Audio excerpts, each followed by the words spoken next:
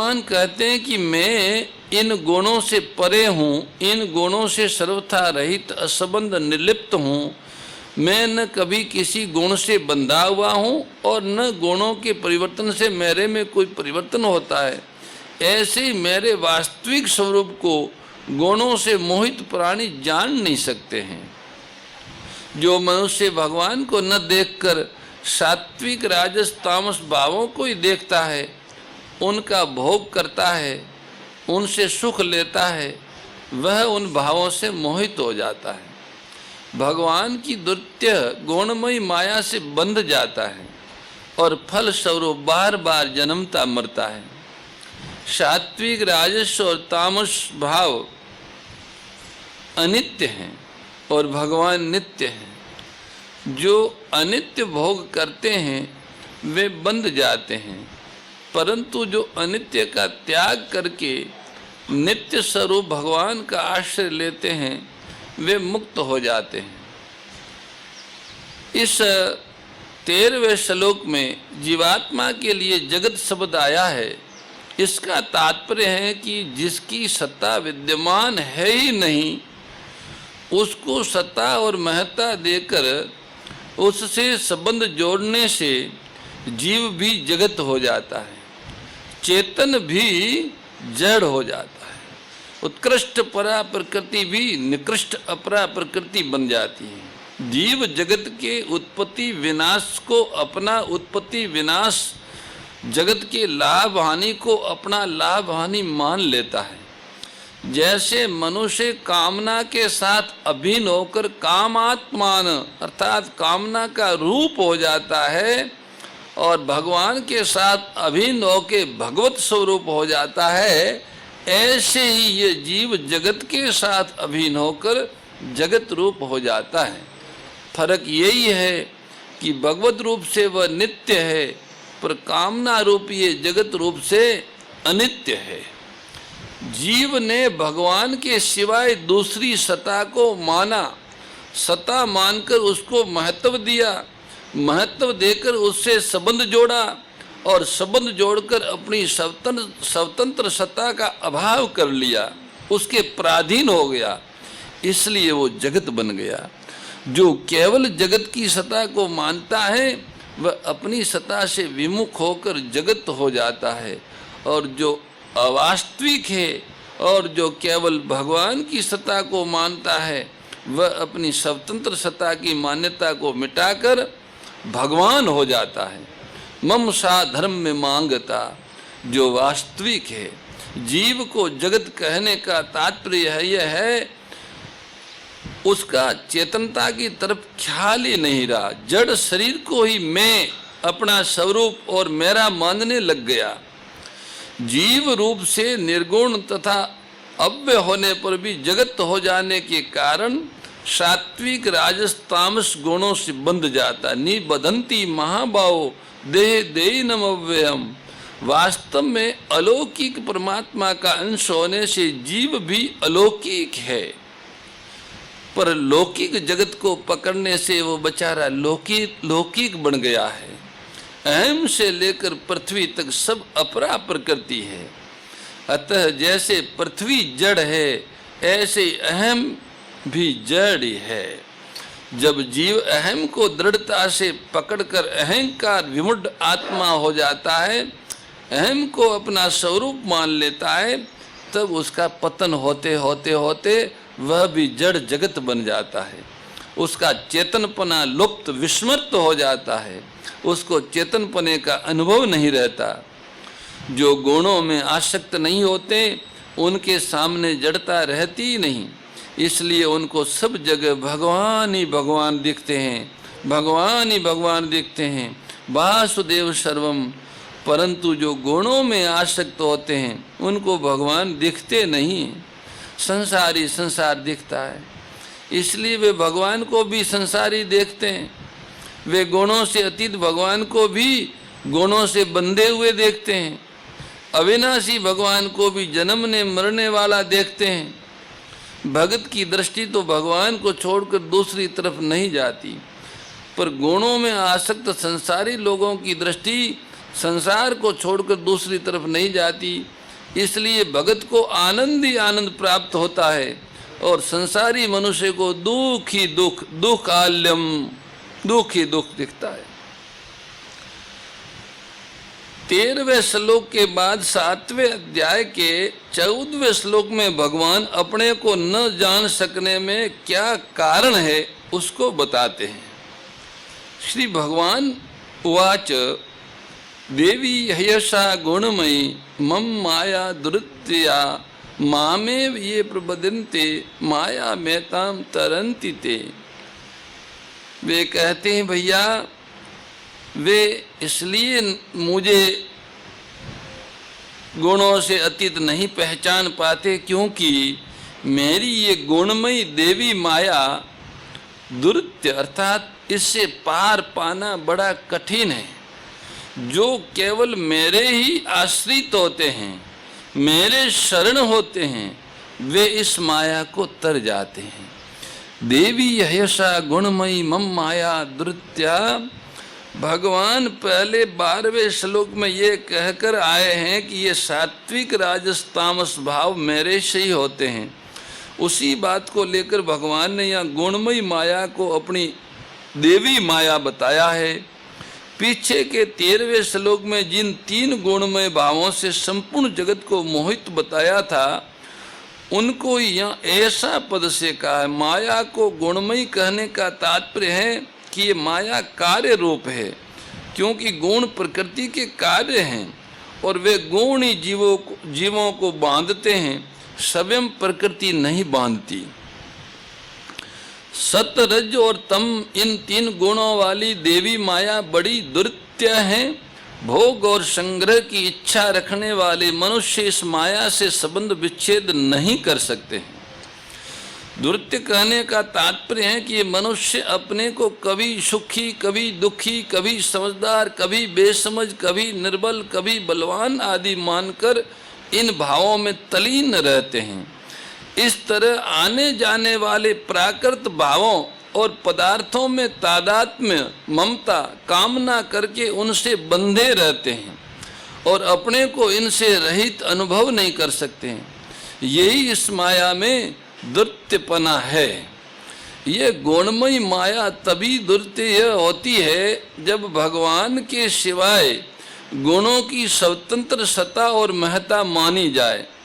अगर मनुष्य भगवान के सिवाय गुणों की अलग सत्ता महत्ता नहीं मानेगा तो वह इस गुणमयी माया से तर जाएगा। मामेव ये प्रबदन्ते माया मेताम तरन्ति ते। मनुष्यों में से जो केवल मेरे ही शरण होते हैं वे इस माया को तर जाते हैं, क्योंकि उनकी दृष्टि केवल मेरी तरफ रहती है, तीनों गुणों की तरफ नहीं। जैसे कि पहले वर्णन किया, सत्व रज और तम ये तीनों गुण न मेरे में हैं और न मैं उनमें हूँ। मैं तो निर्लिप्त रहकर सभी कार्य करता हूँ। इस प्रकार जो मेरे स्वरूप को जानते हैं वे गुणों में नहीं फंसते, इस माया से तर जाते हैं। वे गुणों का कार्य मन बुद्धि का किंचन मात्र भी सहारा नहीं लेते। क्यों नहीं लेते? क्योंकि वे इस बात को जानते हैं कि प्रकृति का कार्य होने से मन बुद्धि भी तो प्रकृति ही है। प्रकृति की क्रियाशीलता प्रकृति में ही है। जैसे प्रकृति हरदम प्रलय की तरफ जा रही है, ऐसे ये मन बुद्धि भी तो प्रलय की तरफ ही जा रहे हैं। अतः उनका सहारा लेना परतंत्रता है। ऐसी परतंत्रता बिल्कुल न रहे और परा प्रकृति जो कि परमात्मा का अंश है केवल परमात्मा की तरफ आकृष्ट हो जाए तथा अपरा से सर्वथा विमुख हो जाए, यही भगवान की सर्वथा शरण होने का तात्पर्य है। यहाँ मामेव कहने का तात्पर्य है कि वे अनन्य भाव से केवल मेरे ही शरण होते हैं, क्योंकि मेरे सिवाय दूसरी कोई सत्ता है ही नहीं। कई साधक मेरे शरण तो हो जाते हैं परंतु केवल मेरी शरण नहीं होते। इसलिए कहा जो मामेव केवल मेरी शरण लेते वे तर जाते हैं। माया की शरण न ले। हमारे पास रुपये, पैसे, चीज, वस्तु आदि सब रहे, पर हम उनको अपना आधार न माने, इनका आश्रय न लें, इनका भरोसा न करें, इनको महत्व न दें। इनका उपयोग करने का हमें अधिकार है, इन पर कब्जा करने का हमारा अधिकार नहीं है। इन पर कब्जा कर लेना ही इनके आश्रित होना है। आश्रित होने पर इससे अलग होना कठिन मालूम देता है। यही वास्तव में कठिनता से पार पाना है, तरना दुस्तर है, दुर्त्यपना है। इस कठिनता पूर्वक माया से पार जाने से छूटने के लिए, इस कठिनता से छूटने के लिए ही उपाय बताते हैं भगवान कि अगर माया, ये अत्यंत दुस्तर माया को तरना हो तो भगवत शरण हो जाओ।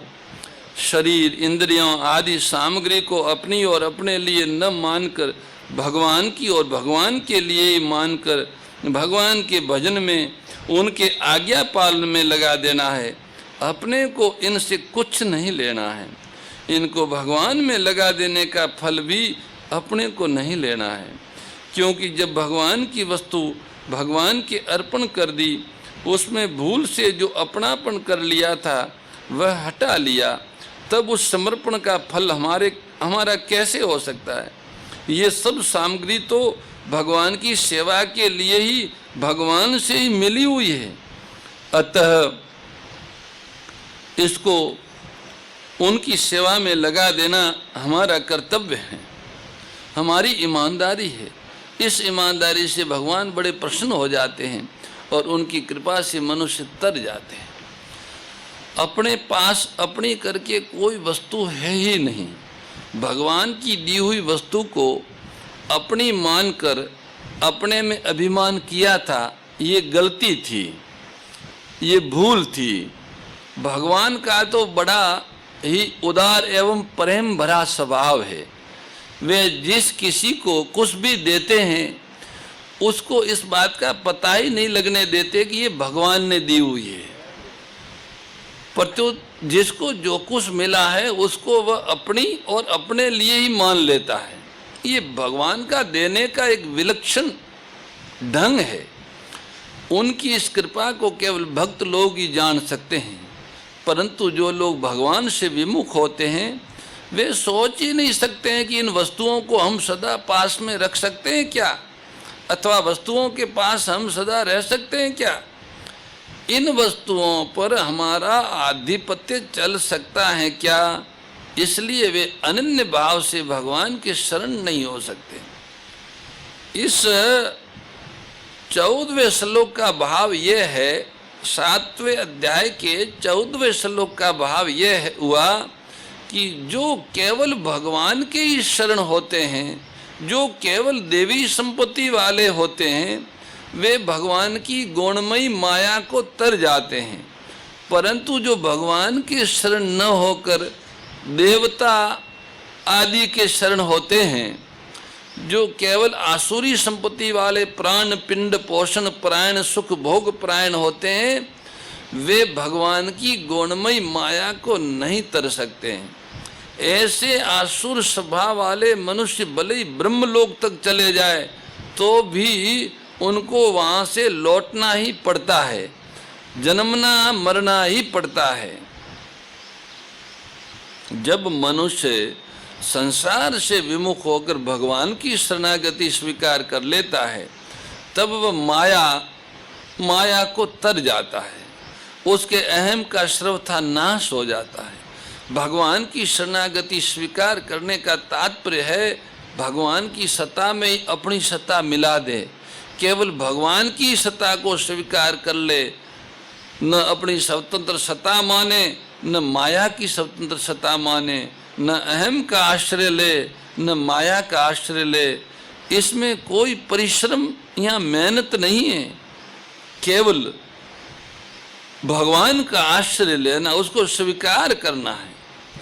माया को सत्ता मनुष्य ने दी है। यदम धार्यते जगत मन षष्ठानि इंद्रियाणि प्रकृति स्थान कृषति। अगर वह माया को सत्ता न देकर केवल भगवान की शरण में रहता तो वह माया को तर जाता। उसके लिए माया की सत्ता रहती ही नहीं, परंतु जीव जड़ता का आश्रय लेने से, उसको अपना एवं अपने लिए मानने से जड़ता में चला जाता है और जगत बन जाता है। भगवान का आश्रय लेने से वह शब्द शुद्ध चिन्मयता में चला जाता है और भक्त हो जाता है। भक्त होने पर जगत लुप्त हो जाता है। जगत जगत रूप से नहीं रहता, प्रत्युत भगवत स्वरूप हो जाता है जो वास्तव में है। मामेव पद से भगवान का तात्पर्य है कि जीव मेरा ही अंश है। ममेवांशो जीव लोके, अतः मेरे ही शरण होने से वह माया को तर जाता है। इसलिए मेरी शरण लेने वाले भक्त का मेरे सिवाय अन्य किसी से संबंध होता ही नहीं, होना संभव ही नहीं है, क्योंकि उनकी दृष्टि में मेरे सिवाय अन्य कोई होता ही नहीं। न तो उनकी दृष्टि दूसरों में जाती है, न दूसरा उनकी दृष्टि में आता है। उनकी दृष्टि में अपरा प्रकृति की न तो सत्ता रहती है, न महत्ता रहती है, न अपनापन ही रहता है। उनकी केवल भगवत बुद्धि हो जाती है, जो वास्तव में भगवत स्वरूप ही हैं, जिनमें विवेक की प्रधानता होती है। ऐसे भक्त अहम का आश्रय छोड़कर संसार का त्याग करके भगवान के आश्रित होते हैं। परंतु जिनमें विवेक की प्रधानता नहीं है, भगवान में श्रद्धा विश्वास की प्रधानता है, ऐसे सिद्धे सरल भक्त अहम के साथ जैसे हैं वैसे ही भगवान के आश्रित हो जाते हैं। ऐसे भक्तों के अहम का नाश भगवान स्वयं करते हैं। ओम जय भगवद गीते, ओ मैया जय भगवद गीते। हरि कमल विहारिणी, प्रभु हिय कमल विहारिणी, सुंदर सुपुनीते। ओम जय भगवद गीते। कर्म सुमर्म प्रकाशिनी कामा शक्ति हरा, ओ मैया कामा शक्ति हरा। तत्व ज्ञान विकासिनी, तत्व ज्ञान विकासिनी, विद्या ब्रह्म परा। ओम जय भगवद गीते। परम श्रद्धेय गौरीशी स्वामी श्री दत्त शरणानंद जी महाराज की प्रेरणा व मार्गदर्शन में विश्व के सबसे बड़े गौ सेवा संस्थान श्री गोधाम महातीर्थ पथमेड़ा द्वारा संरक्षित लाखों बीमार, विकलांग, वृद्ध एवं अशक्त गोवंश वेद लक्षणा गोमाता की सेवा के साथ साथ भारतीय गोवंश का संरक्षण, संपोषण, संवर्धन एवं उनसे प्राप्त पंचगव्यों का परिष्करण व विनियोग करना, घर घर गोपालन, गो अभ्यारण्य, घास चारा उत्पादन हेतु गोचर भूमि का विकास, गोपालन लोक संस्कृति के पुनर्जागरण हेतु वेद लक्षणा गो महिमा का प्रचार प्रसार करना तथा गोपालक किसानों के स्वावलंबन हेतु गो कृषि अन्न एवं गो दुग्धान का गुणवत्ता युक्त बाजार तैयार करना श्री गोधाम महातीर्थ का पावन उद्देश्य है। आप सभी दानदाता श्री गोधाम महातीर्थ पथमेड़ा द्वारा संचालित गो सेवा महाअभियान में बढ़ चढ़कर सहयोग कर लाखों बीमार, विकलांग, वृद्ध एवं अशक्त गोवंश के गोग्रास सेवा हेतु श्री गोधाम महातीर्थ पथमेड़ा लोक पुण्यार्थ न्यास के बैंक ऑफ बड़ौदा खाता संख्या 084901000238827 IFSC कोड BARB 0 ASHRAM शाखा आश्रम रोड अहमदाबाद में गोग्रास सेवा निमित्त जमा कर सकते हैं। अधिक जानकारी के लिए संपर्क करें 7742093179 7665059999 7073000151।